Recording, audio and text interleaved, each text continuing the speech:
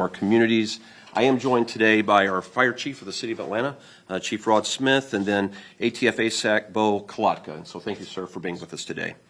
We've asked you together at Public Safety Headquarters for a couple reasons. We want to announce and increase the reward money that's being offered to solve a series of arson attacks that occurred here in the city of Atlanta in an effort to stop the construction of a public safety training center.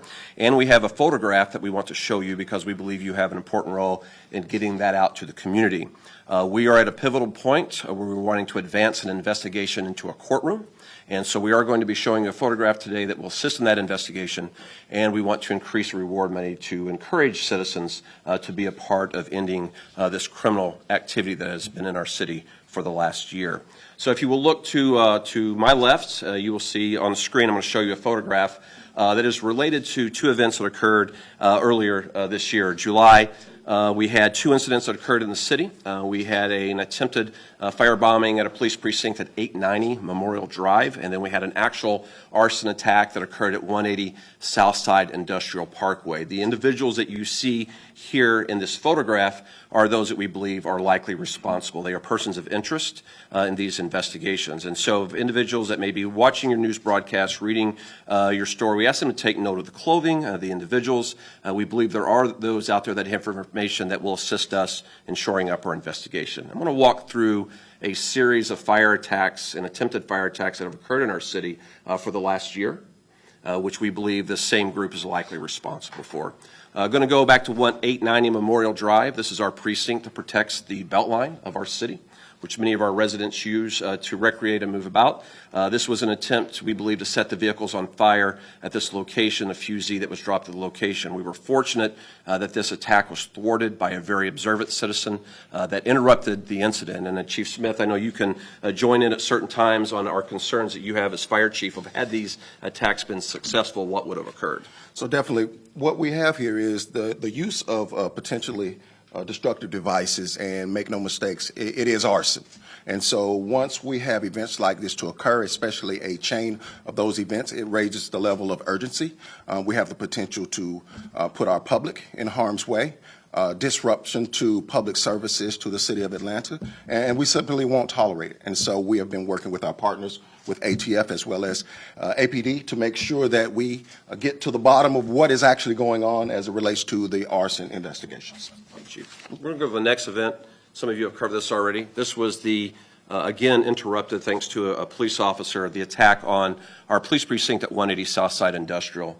There were over 40 police vehicles that were targeted in this attack. You see the device, the suspected potential destructive device at the screen. We believe this holds accelerants with an improvised ignition device on the top, a sponge, a wick of a that is there, and then a book of matches. This intent was to destroy all vehicles, and there was a police officer inside the precinct at the time this occurred. Had these vehicles been set on fire, the entire precinct would have been ignited. Remember, the individuals whose picture we just showed you are persons of interest in this arson attack as well. Let's go to the next photograph as well. We've also had construction equipment targeted twice in our city, in April and in July of this year. These are a construction company that is associated with the construction of our fire and police training facility. We believe the individuals whose photographs we showed you have information that will lead this investigation from the investigation phase into the courtroom. This occurred, and we're going to show you another photograph as well. This occurred in July. Again, fire attacks being conducted by a very small group of individuals who are using violence, intimidation, and fear to stop the construction of a facility that will benefit every neighborhood of our city. And then finally, and this was, again, the next fire attack that we want to highlight, and these all will be connected with the reward increase that we're getting ready to announce, is the attack, the arson attack that occurred in May of last year of the App Promise Center on Cameron Alexander Boulevard here in our city. We have reason to believe, based on statements of responsibility made by groups, also investigative information that we currently hold, that the same group is likely responsible for the various arson attacks that occurred here in the city. And I would like to ask this time to come to the podium. And Chief, I don't know if you have anything else you want to add to these arson investigations. I will say this, and I think, Chief, you'll concur with this. The intent of every one of these attacks was destruction beyond what occurred. We were fortunate that the devices didn't go as beyond their desired construction, They were interrupted by citizens, police officers, but the intent was a gutted youth center, and the intent was a destruction of a police precinct and of police resources while a police officer was inside. And the intent was destruction of resources that patrol the beltline of our city. That has been the intent every single time in an effort to create fear around the training center's construction. And so the fact that they didn't succeed, we're blessed for. And our effort is to ask the citizens to assist us so this group cannot strike again in a manner that they've been targeting our city. In addition to what the chief has said, what you see here at the At Promise Center, this is an attack on our community. This is a center that was built to support the youth of the city of Atlanta and to give them somewhere to go in the after hours and to keep them off the streets. And what this does is it disrupts as well as public safety services that are provided to the city. The damage that you see that has occurred across the city had the potential of millions of dollars of damage and taxpayer money. And we simply do not want to stand by at ease and let this continue to occur. So I'm proud to work with our partners to hopefully bring resolve to this quickly. Thanks, Chief. Our partners have been the ATF, the FBI, and the Georgia Bureau of Investigation.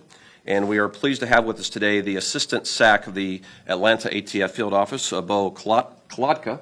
And Bo, we appreciate you being here this morning. I think you have information that you want to bring and share from your agency as well. Yes, sir. Just quickly, we're increasing our reward from $5,000 to $10,000 for any information that leads to the arrest and conviction of these individuals responsible for this. As you know, our immediate concern is the public safety. Arson is a crime of violence and not only damages property, but it also puts members of the general public and our first responders in harm's way. Making our communities safe is ATF's and our partners' #1 priority. And we are hopeful that members of the public, with result of these rewards, will provide some critical information in identifying these individuals. Thank you, Chief. Thank you. Appreciate it, sir. In addition to the increase announced by the Alcohol and Tobacco and Firearms Bureau, the Crime Stoppers reward is now being increased from $10,000 to $50,000. And so this is a total reward leading to information on any of the arson attacks that we just showed of $60,000 to help us advance this case from the investigation phase into a courtroom so individuals that have been targeting our city can be held accountable. And I want to make this very clear. For those that have legitimate concerns about the construction of a training center, how tax dollars are used, green space uses, we will continue as a department to protect those First Amendment rights repeatedly, daily, whenever they may occur. This is not about the protection of the First Amendment. This is intimidation, this is fear, this is destruction, and this is targeting key assets that protect this city.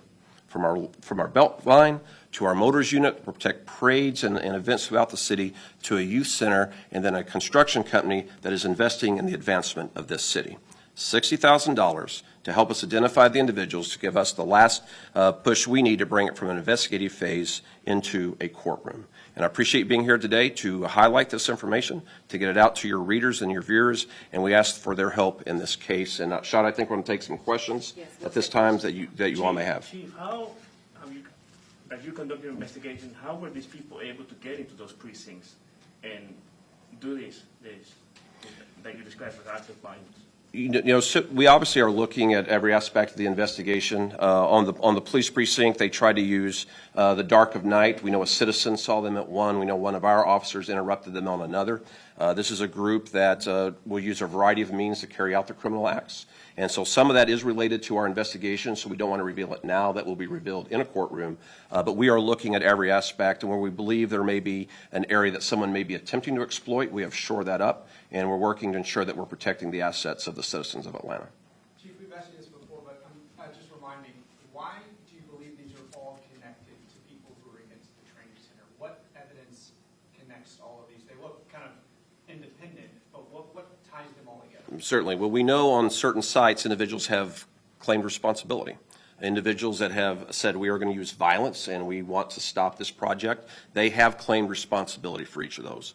There are other things that we have that believe that they're not lying when they say it, that we are holding as an investigative tool, and we want to keep that close until we reveal it in a courtroom. But when you lay claim to it, We believe them. And when you say, when you build it, we will burn it, we're seeing fire already being used across the board to be able to stop this project. So I think we take them at their word that they were responsible, and then we'll be ready to prove it in a courtroom. Do you have any reason to believe this group has done this before in a different scenario outside of police? Well, we will leave that to our federal partners to determine if they are active elsewhere in the country. Right now, we're talking about Atlanta, Georgia.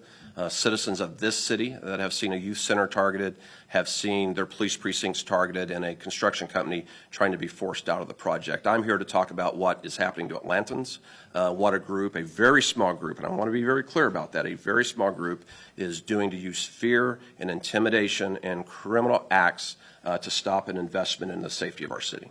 Chief, are you worried, I mean, as your investigation continues, there's the ballot referendum initiative. They have over 20,000 signatures at this point. It could be up to Atlanta voters to decide if this training center is inevitably built. Are you concerned that the public support is there for this? I am all about this city. I see the public support for a quality police and fire department. I am confident that the citizens of this city desire to have a professional police and fire department that is equipped and trained to serve for every emergency. So I'm not worried about that. What I am worried about is someone being hurt or killed if this group isn't stopped.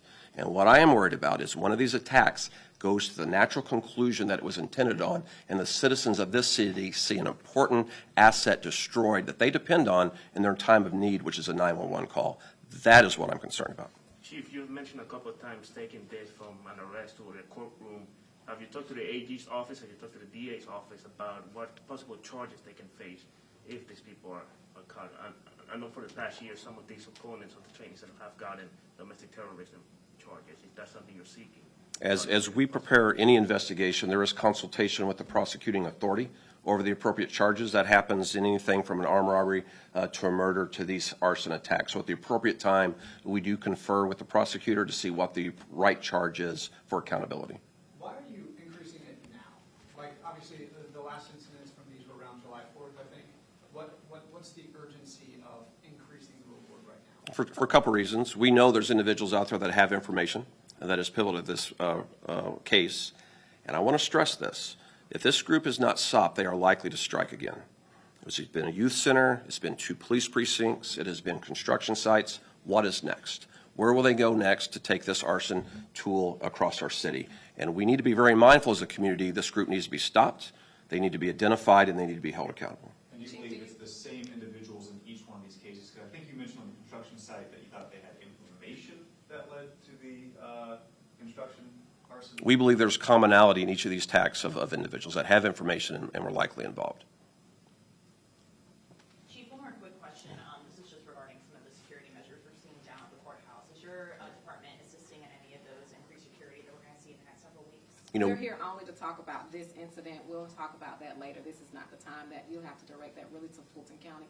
But let's focus on why we're here today. On the construction sites, have you talked to the constructor? Is the constructor still committed to the project, working on the project, or are they taking a step back now that they're concerned that their equipment is being attacked? You know, we're fortunate that in addition to the broad community support in Atlanta, there's individuals that know and believe in proper response to a 911 call. So we're very fortunate that the companies are staying with the project, want to see it through, want to do their part for a safer Atlanta. And that's why it's important that this group be identified, so they cannot be successful in intimidating someone out of something that is so important for our city.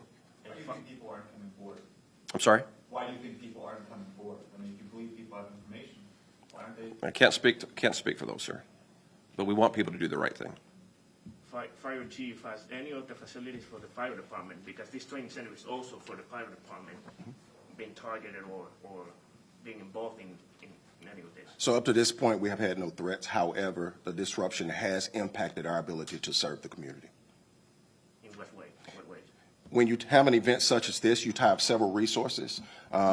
If you look at the Southside event, what you had is a full incident response, which required a total of about 7 to 8 pieces of equipment of upwards of 40 people responding to that event. And so these are the calls that take our resources away that potentially are in place to service the citizens of Atlanta.